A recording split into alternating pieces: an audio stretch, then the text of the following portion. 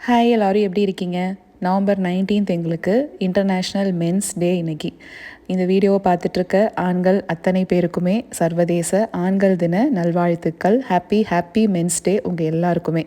ராகி மாவு ஊரில் இருந்து தான் எப்போவுமே அரைச்சிட்டு வருவேன். பேண்ட்ரியில் தீந்துருச்சு. இது கடைசி பேக்கெட் ஃப்ரீசர்லேருந்து இப்போ தான் எடுத்திருக்கேன். வாங்கிட்டு வரதை ஃப்ரீசரில் தான் ஸ்டோர் பண்ணி வைப்பேன். எங்கள் அப்பாவோட கையெழுத்து அப்படிங்கிறதுனால எனக்கு தூக்கி குப்பையில் போடுறதுக்கு மனசே வராது. இந்த பேப்பரை எல்லாத்தையுமே சேர்த்து இந்த மாதிரி வச்சுருப்பேன். எங்கள் அப்பா பஸ் கண்டக்டராக இருந்து ரிட்டையர் ஆனவர். பஸ் கண்டக்டர்லாம் பார்த்தீங்கன்னா கையில் ஒரு நோட் வச்சுருப்பாங்க. அந்த விரல் இடுக்கிலலாம் ஃபுல்லாக டிக்கெட் வச்சு விசில் மாட்டியிருப்பாங்க. அதுக்கப்புறம் இந்த கையில் பேனாவை ஒரு ஸ்டைலாக பிடிச்சி எழுதுவாங்க.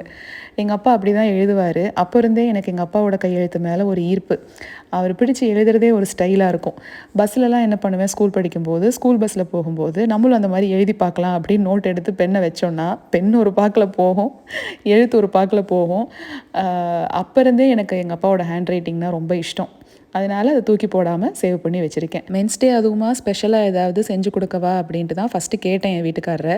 அவர் இல்லை அதெல்லாம் வேண்டாம் அப்படின்ட்டாரு. சரி ராகி பக்கோடாவாவது செய்யவா அப்படின்னு உடனே முகம் வந்து பிரைட் ஆயிருச்சு. அவருக்கு இது ரொம்ப இஷ்டம், செஞ்சுமே ரொம்ப நாள் ஆச்சு. இந்த மாதிரி தட்டி வேர்க்கடலைலாம் சேர்த்து போடுவாங்க. அது ஒரு டேஸ்ட்டாக இருக்கும். உதுத்து கூட போட்டுக்கலாம் வேர்க்கடலை சேர்க்காமே, அதுவும் நல்லாயிருக்கும். இது ஹெல்த்தி அப்படின்லாம் கிடையாதுங்க. டீப் ஃப்ரை பண்ணுறது கண்டிப்பாக ஹெல்த்தியெல்லாம் கிடையாது. ஆனால் நம்ம தோசைக்கல்ல ரொட்டி மாதிரி செஞ்சு சாப்பிட்டோன்னா அது ஹெல்த்தி. இதே ரெசிபி தான். ஒரு 2-3 கப் ராகி மாவு. நான் இன்றைக்கி பச்சை மிளகாய் சேர்க்கலை. மிளகாத்தூள், உப்பு, பெருங்காயத்தூள், கொத்தமல்லி இலை, பெரிய வெங்காயம், கருவேப்பிலை இதுதான் போட்டிருக்கேன். பெரியவன் கிளாஸுக்கு போயிருந்தான். இங்கே பாருங்கள், சின்னவனும் அவங்க அப்பாவும் தான் இருந்தாங்க. 2 பேருக்கும் அதுக்குள்ளே ஒரு வாக்குவாதம், சண்டை வந்திருக்கு. அழுக ஆரம்பிச்சிட்டான். சரி சமாதானப்படுத்தலாம் அப்படின்னு பார்த்தா சமாதானம் ஆகவே இல்லை. சரி என்னடா பண்ணுறதுன்னு யோசிச்சு அதுக்கப்புறம் ஒரு டைனோ பொம்மை அவன் வச்சுருக்கான். அதை எடுத்துகிட்டு போய் உங்கள் அப்பாவை நம்ம ஸ்கேர் பண்ணலாம்டா அப்படின்னு உடனே சரின்ட்டான். அவங்க அப்பாவுக்கும் தெரியாமல்லாம் இல்லை. அவங்க அப்பாவும் வேறு வழி இல்லாமல் பயந்த மாதிரி நடித்து தான் ஆகணும். நானும் வேறு வழி இல்லாமல் அவரை பயப்படுத்துகிற மாதிரி நடித்து தான் ஆகணும்.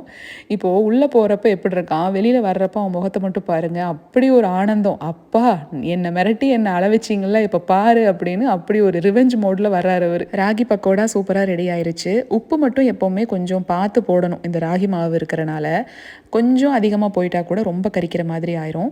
இந்த டீட்டெயில் ரெசிபி வேணும்னா பிளேலிஸ்ட்டில் கொடுக்குறேங்க, செக் பண்ணி பாருங்கள். வீட்டில் எல்லாரும் ஒரு டைரக்ஷன்னா எழில் எப்போவுமே ஆப்போசிட் டைரக்ஷன் தான். ராகி பக்கோடா அவருக்கு சுத்தமாக பிடிக்காது. வாயில் வச்ச உடனே ரியாக்ஷன் பார்த்தீங்களா? ஆனால் முகில் சாப்பிட்டுக்குவான்.